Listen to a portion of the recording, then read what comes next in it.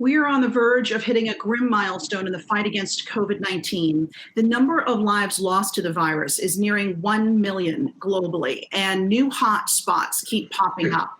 The US, Brazil, India, and Mexico now account for more than half of the total. To help us break this down is East Orange General Emergency Room Doctor Sampson Davis, who is also the author of Living and Dying in Brick City, as well as Yahoo Finance's healthcare reporter Anjali Kamlani. Good morning to you both.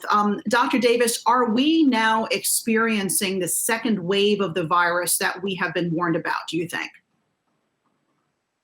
Yeah, I think we're at the second wave with the virus, but truth be told, the virus never stopped. It has always been ongoing, and we've seen hotspots pop up in other parts of the country and across the world, as you mentioned, in countries such as Brazil, Mexico, and here in the United States. We lead the surge in the cases of the virus. So these hotspots that we're seeing pop up has helped the virus to sustain. So we haven't really truly saw a decline. We have seen it in certain parts of the country, but as we see a decline happen here in New York, we see an increase happen in the Midwest.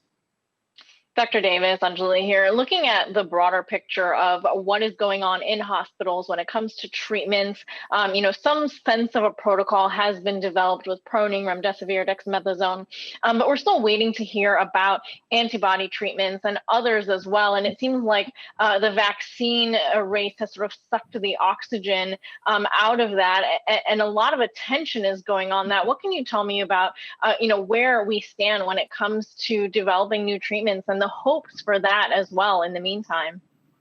Yeah, I think the vaccine is the golden key. That's the answer to this whole dilemma here with this pandemic. But what we're seeing, as you mentioned, is the treatments along the way, the things that we're doing, the dexamethasone, turning a person prone, lying them on their stomach, trying not to intubate a patient, helping them to help themselves to breathe on their own. So we're still putting efforts to that. And it is truly all hands on deck. I mean, people, scientists, doctors, everyone across the country and across the world, for that matter, is working diligently to try to find other treatment options. But the sort of golden goose here is the vaccination, and hopefully we will get that. I don't think it's going to happen this year, but within the next year or so, we should hopefully have the answer to resolving this pandemic.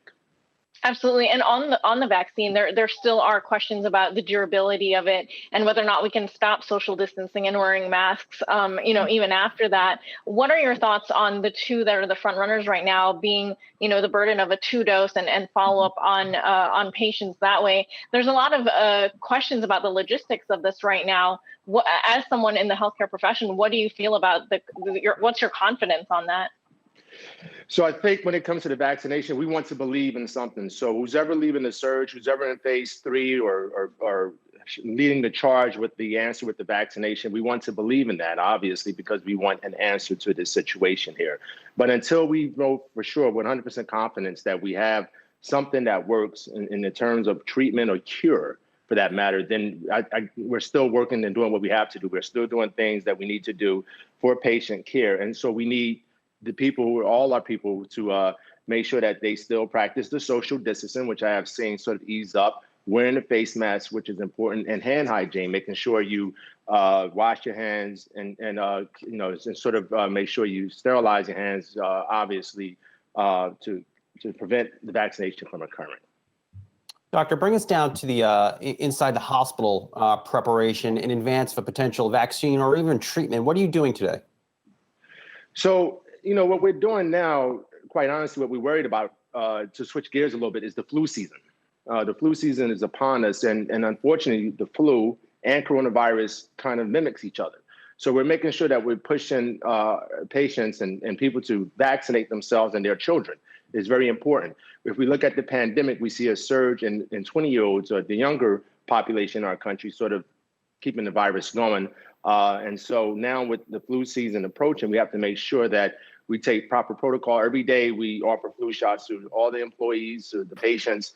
And as far as the coronavirus is concerned, we're maintaining the precautions and the necessary steps that we have been, as far as wearing the PPE and making sure we test every patient that comes into the hospital, that's admitted to the hospital for any procedure or for any illness. Dr. Davis, there were reports last week that taking someone's temperature may not be a great gauge as to whether or not they have symptoms of COVID-19. What are you doing at the hospital? And how is that still a part of the criteria when you decide whether or not someone has it? I mean, ultimately, of course, you would give them a test, but are temperature checks still as important as they were, 6 to 8 weeks ago? So again, I think with the temperature checks, we have to do something. And so it gives a bit of confidence when we check a person's temperature. And if they have a fever, then we know for certain that, okay, this person has a fever and they need to be quarantined or to be tested, obviously. But with that in mind, if you have coronavirus today, you may not manifest a fever. You may not have a temperature. And so it may be 3 or 4 days, if at all, you develop a fever. And so I think we still do it. I know I do it every time I enter the hospital, all the employees, all our patients as well. But it's one of those situations in which we have to do something. And so taking that person's temperature make us feel a little bit confident that this person may not have the virus. But I can promise you, to your point, that it's not an answer if that person's coronavirus positive or negative. All right, we're going to leave it there. Dr. Sampson Davis, thanks so much for joining us. Absolutely.